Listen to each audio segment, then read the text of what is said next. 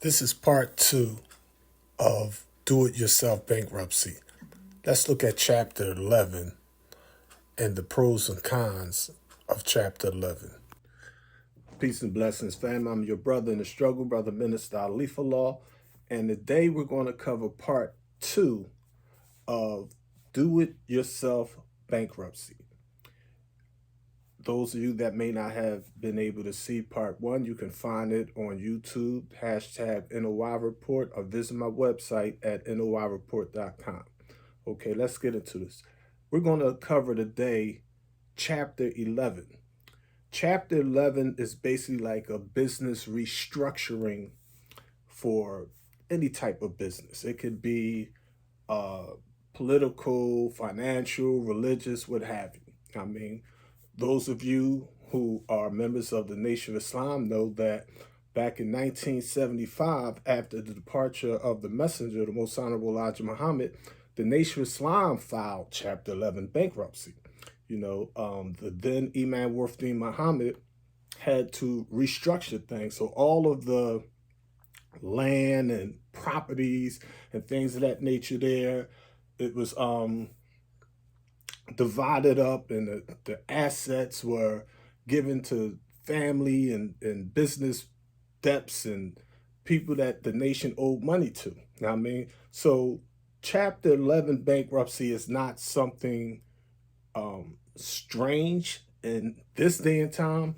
It's still a very common and popular business structure. There's according to Epic Acer, those of you that's not into bankruptcies, Epic Acer, I would say, is basically in this day and time is like the AI of bankruptcies. Now, I mean, like they're like the Walmart of bankruptcy technologies, if you will. Now, I mean, you could find all the bankruptcies in the United States all on that website. Okay, in fact, I probably put a link somewhere in here for that.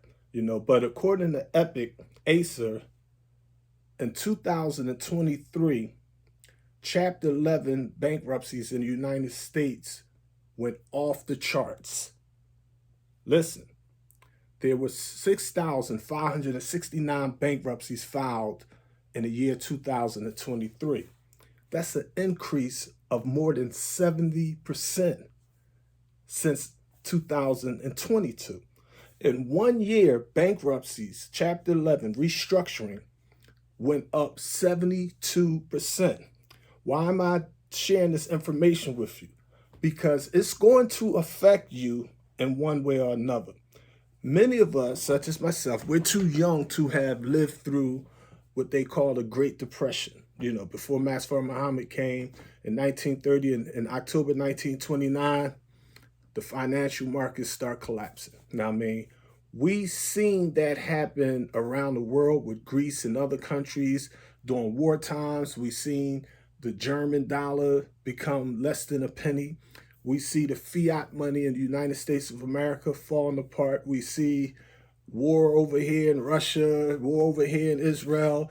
Things is just falling apart. Now, I mean, so you want to be mindful that as the feds raise the interest rates and things, anytime you see the 10%, the rich, the slave makers of the poor, struggling, anytime you see Biden and Trump clashing, as the Bible puts it, if Satan casts out Satan, how can his kingdom stand? This thing is getting crazy. It's falling apart, literally. Right before our very eyes, this thing is falling apart. Now, I mean, and as these bankruptcies get filed, they indicate something about faith in these markets. Now, I mean, I don't care if you're dealing with real estate, stocks, mutual funds, what have you. Now, I mean, the people at the top, now, I mean, like the Bible tells us about this parable of the rich man and Lazarus and how, he has so much food, he just gets some of the crumbs off his table. It's like Lazarus is so poor. He's like, yo, just give me some of the crumbs off your table, master. Now, I mean, but when the rich man is starving, when the rich man is in the soup line, that means that that man that was dependent on that other rich man in nature, it dies off. See, in nature, if you study marine creatures, you study, say, the whale, for example, you have little minnows, you have little fish that stay up underneath these big whales because they know, like, oh man, this shark or this whale, they gonna eat. I mean, it's the same thing on the street level. You know, they be like, oh man, he got the thing. You know what I mean? So they want to hang around. I mean, they want to hang around and try to get the crumbs from the big guy, the big girl that's eating. You know what I mean? So those little fish will stay underneath that big fish, and wherever that big fish go, those little fish is going to go. Now, if this big fish is going into poisoned water or fresh water when it's a salt fish, or it's going into warm waters when it's a cold fish, that means the big fish is going to die.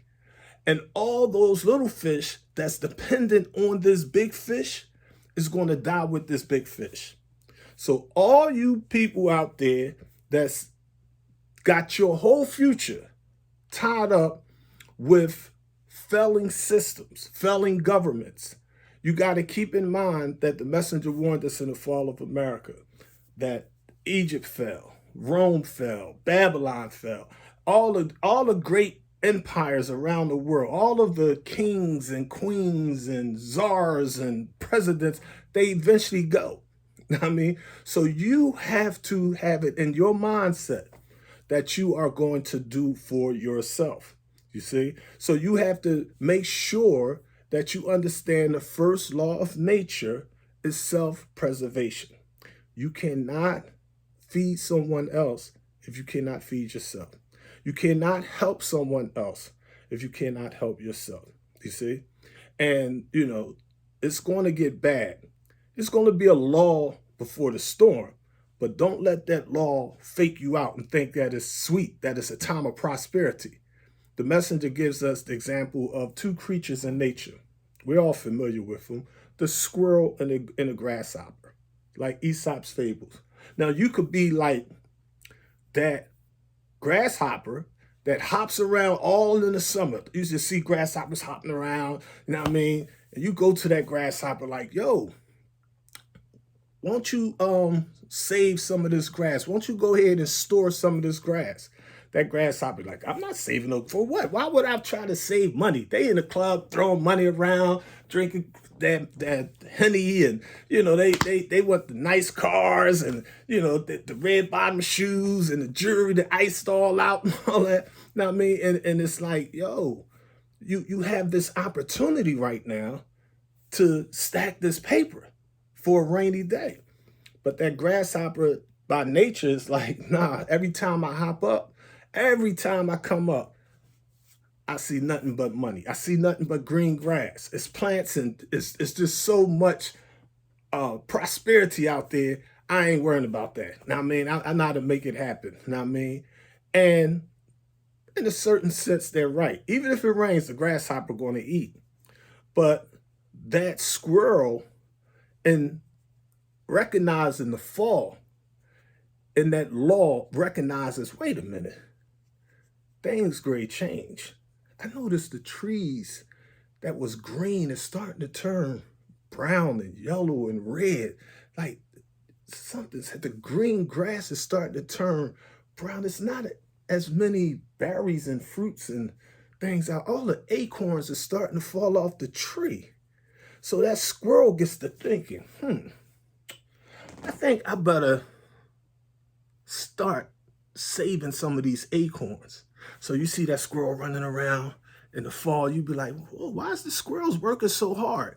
They gathering acorns. They putting them inside hollow tree stumps. They getting them ready for that bad season that they know is coming. Intuitively, instinctively, that nature, something tells them like, yo, this is not going to go well.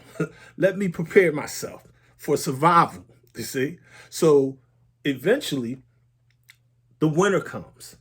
Now, it's a weird thing. We're here in the state of Pennsylvania, for example, where we get, winter. Now, I mean, we get spring, fall, but in the winter, you'll quickly realize that not when it snows, but the grasshoppers disappear during the first frost. They die off, family, because they didn't prepare themselves. But In the winter, those squirrels, you don't see them, but they are curled all up in a warm, comfortable crib. They got plenty of acorns up in there, and they may come out in the snow and play around, have some fun, go back in the crib, got plenty of food. They with their family, they good, you see? So you have to ask yourself, in this financial system of capitalism masquerading as capitalism, is actually imperialism, in this era of imperialism, when these wealthy systems, these big corporations like dominoes, when they start to fall, when you see these banks start to fall, when you see these credit card companies start to fall and they stop loaning money out and they start telling you, no, I need my money back. And you like, yo, I got all this credit card debt. Now, I mean, people be like bragging, oh, I got a black credit card. When you show your black credit card, you got your platinum credit card, you don't have nothing but a loan. You got somebody else. That's not your money. There is no credit card that's yours. That's someone else's money. You're showing them someone. You're showing us someone else's money. You're saying, oh, this is what I owe Visa. This is what I owe Mastercard. This is what I owe American Express. This is what I owe Discover. Those big financial institutions are going to collapse. The Lehman Brothers collapsed. Now, I mean, Wells Fargo. It got so bad that people in this country was afraid being soup lines that they just simply had to have an emergency meeting, and the government had to come in on some Lucky Luciano mob stuff. The government's like, listen, we ain't asking y'all nothing. We telling y'all, sit down. Every banker in here is going to sign these contracts. You don't have a choice. It's your patriotic American duty. You're dealing with real gangsters now. See, a lot of us, we think we tough. You ain't tough till you see some real gangsters. So when the government came in, that thing is like, yo, if we don't get this done, the systems are going to come. They understood the domino effect, the cause and effect, the mathematics of it would be that there would be starvation that would go around the globe. People import and export with the United States. Read your Bible carefully, the book of Revelations. Now, I mean, read about, they didn't want to import and export no more because of the trials and tribulations and the chaos that they saw afar. These things are going to happen, not in a spooky way you think they're going to happen. It ain't going to be no spooky Jesus floating down off no clouds. There's not going to be no spooky demons coming up from under hot lava and all that. The angels, the demons, the gods, the Satan, the snakes are going to be coming from the haves and the have-nots. They're going to be black and white, male and female, strong and weak, smart and dumb. And in that era of desperation, you're going to have to make sure that you had got your financial affairs in order. So remember, family, it's better to have money that you don't need than to need money that you don't have. Let's look at this chapter 11, bankruptcy. By February of 1975, the nation Islam had its own farms, tractor trailers. It had its Muslim import-export companies. It had your salam restaurants, your supermarkets, and things of that nature there. I remember back in the 70s as a child, I grew up in North Philadelphia, Pennsylvania. And in Philadelphia on Tioga Street, my mom shopped at your supermarket, the Nation Islam supermarket. Across the street on 17th Tioga, I got my hair cut at Brother James Barbershop. My father bought my clothes from the Nation Islam's import-export stores. So, like the brothers used to come through the hood on the weekends and, they'd be like, we got those cantaloupes, we got those tomatoes, we got those garlics and onions and fish. And, they used to sell fresh produce and things from the Nation Islams right there in the hood. They bring that whiting H&G. H&G stood for head and gutted fish right there to the community. My mother was a Baptist, but she never went to church. My grandmother was a diehard Baptist, but she never went to church. But she had a picture of the white Jesus up on her wall, and she believed in Jesus Christ and, things of that nature. They had a big family Bible. But when the Nation of Islam came with those goods and services, she immediately went out there and sent us out there to get her cantaloupes and fresh fruits and vegetables. So it was a staple in the hood. By 1975, I noticed, I was only like 10 years old, but I noticed that there was a dramatic change.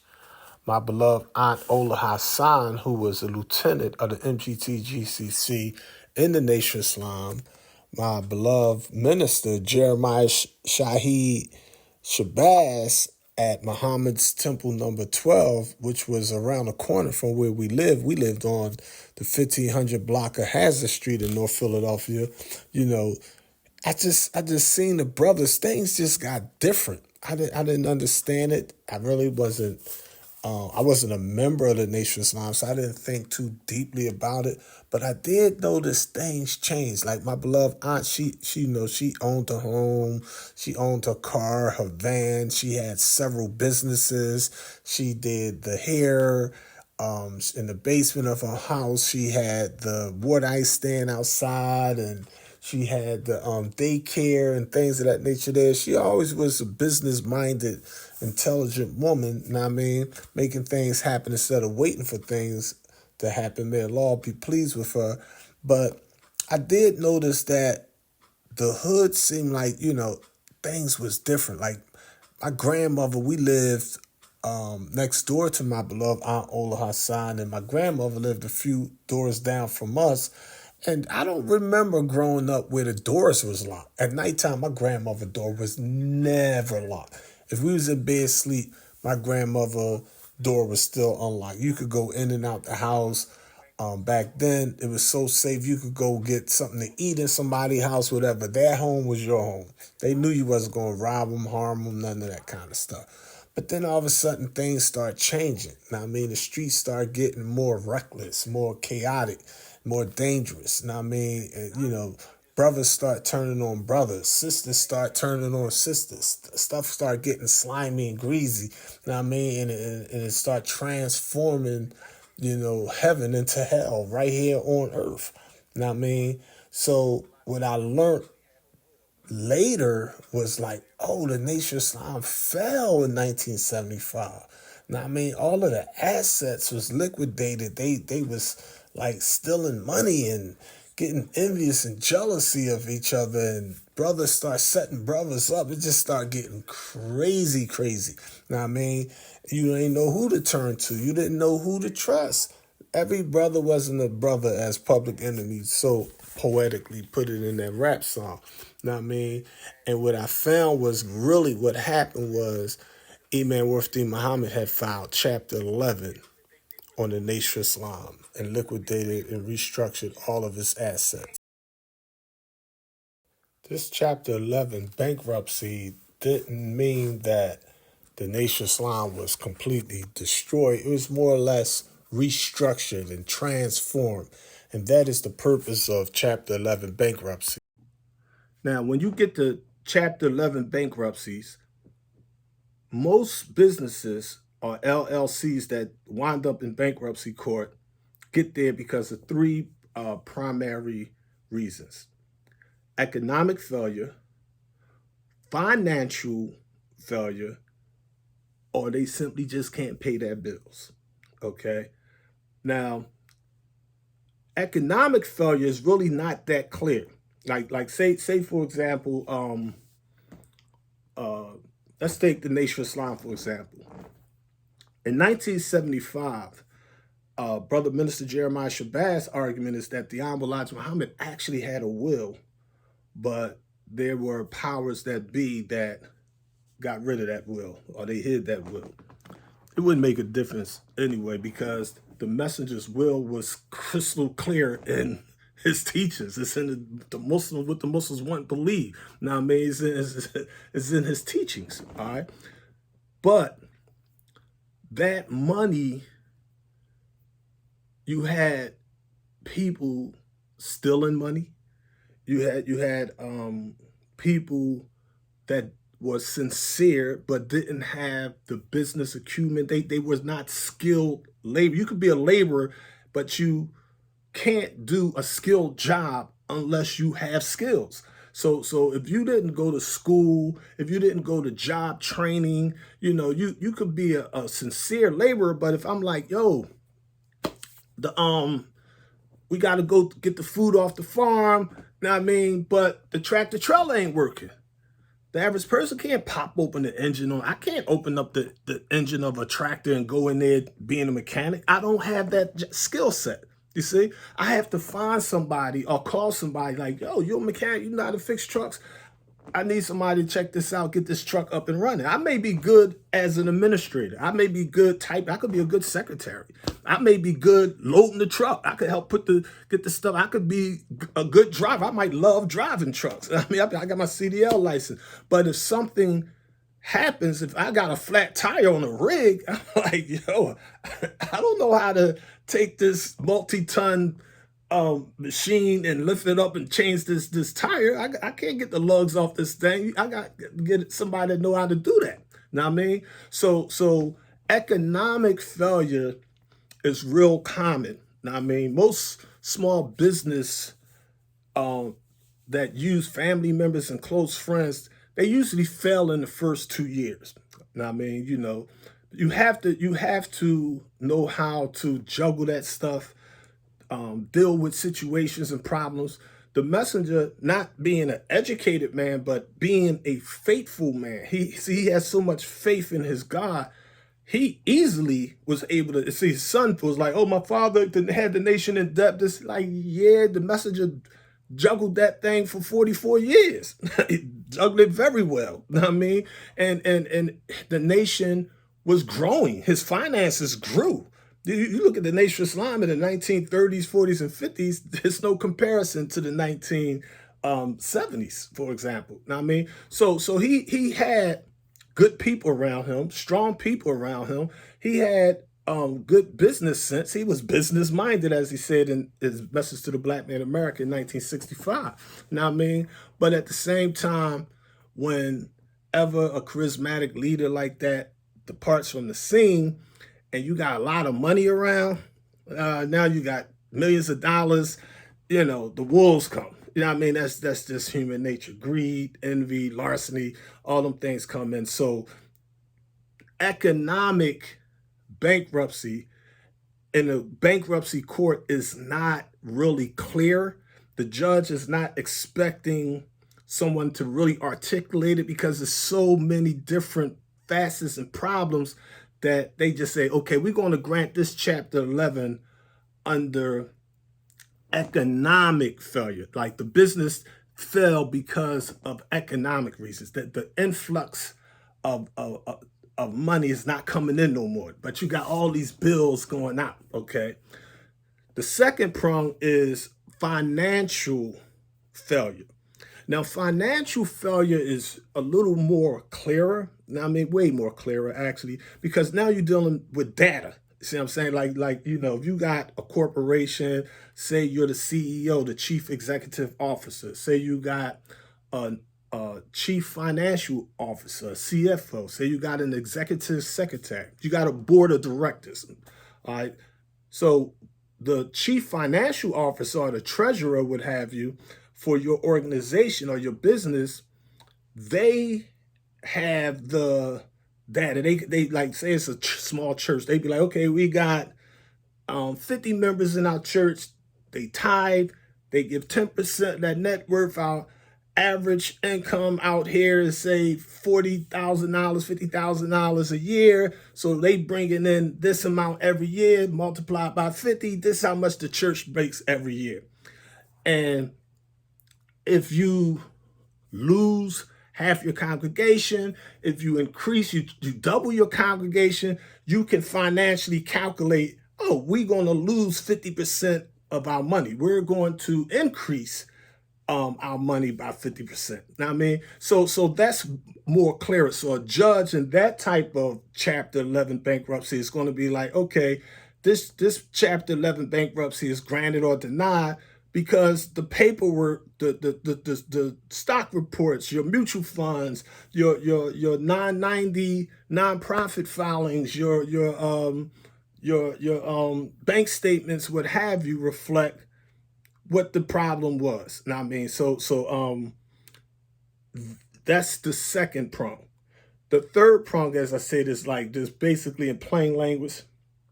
Sometimes things happen that you just simply can't pay your bills. Some people like living beyond their means. You know what I mean? Like they may have a successful company. Say your company is making $100,000 a year, but they want to live like their company is making millions of dollars. I mean, so they'd be like, okay, you got a profit margin of 100,000 over here, but you want to take 10,000 and put it down on the new Tesla. I mean, you got $90,000 left over here, but you want to rent this big giant house for $2,000 a month. You're draining this money. Your lifestyle. You're going to dinners every night. You're not shopping and saving money and cooking your own food. You want to be a baller. I mean, you want to be out at the club every night in the fanciest restaurants. You want the nicest jewelry. You want the flyest car. You know what I mean? You want to get your hair and your nails done every week. So it's like, it's your money. I mean, I'm not definitely one to tell you to do with your money. I'm not looking at your pocket. You know what I'm saying? But I want you to be smart and thrifty. Now, I mean, I want you to hustle the right way. I want you to be able to always do for yourself. Now, I mean, so it's really a serious consumer problem or spending problem with many businesses in the United States of America and individual consumers. Now, I mean, so you want to look at your Chapter 11 and understand, is it due to financial reasons or economic reason, or it's just us being horrible stewards with the money? The reason you want to understand it, because you don't want to get back in that same position. See what I'm saying? You want Chapter 11 can help you restructure things and keep it afloat. Know what I mean? And you may have to adjust some things. And at the end of the day, the nation's still there, your business still there, know what I mean? But it's not as viable and strong economically as it once was, know what I mean? So Chapter 11 bankruptcy can be a great tool or asset in your financial inventory. Peace and blessings, fam.